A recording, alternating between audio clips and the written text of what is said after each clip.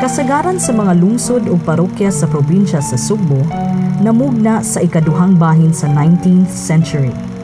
Dungan sa boom sa export sa asukar, tabako, kakao, abaka, mais ug uban pa.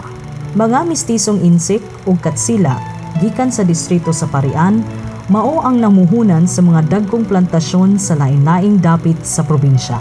Uban sa paglambo sa Patigayon, mao ang pagkamugna sa mga bag-ong lungsod ug parokya. Gikan sa 12 ka parokya sa 1800, miabot kinig 50 pagkatapos sa maong siglo. Mas milambo ang Patigayon sa mga export crops sa panahon sa mga Amerikano. Apan imbis asukar ug tabako, mas kusog ang tigayon sa abaka ug kopra ni adtong mga panahona.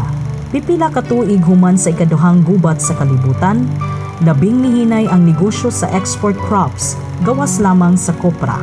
Tungod niini, daghang lumulupyo o magpapatigayong mga insik ang namiya sa mga kalungsuran padung sa dakbayan sa Sugbo, sentro sa patigayon sa Visayas ug Mindanao.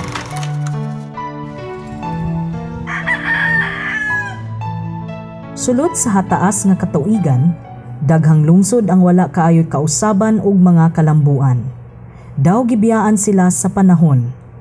Gawas lamang sa pipila nga miuswag gikan sa agrikultural ngadto sa komersyal ug industrial nga ekonomiya.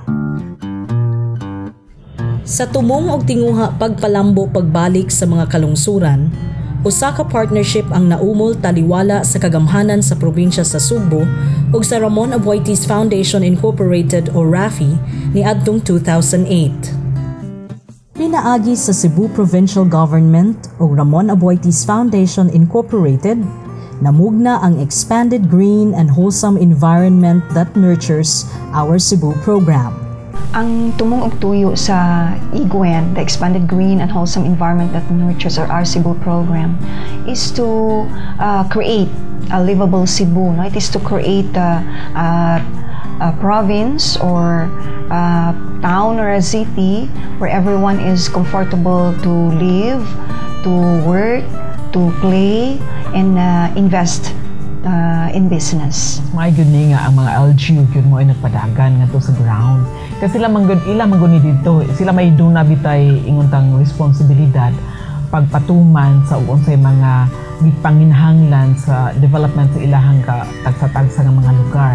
So, mas tindot sa doon na tayo advantage din kay wala biya tayo tao kaayo nga na-assign. Whereas kato sila dito, naka-assign magyud og donasan sila mga tao nga mao sa ilang gipapadagan gyud nga to, gipapahiluna nila sa ato ang programa nga to sa ilang lugar, no? So, mo na siya ang advantage kay kumitado ang LGU na sila sense of ownership sa programa.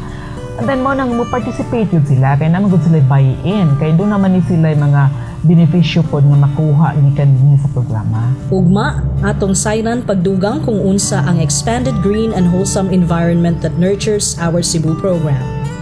Ato usab ikahinabi ang mga nagpaluyo sa maong programa.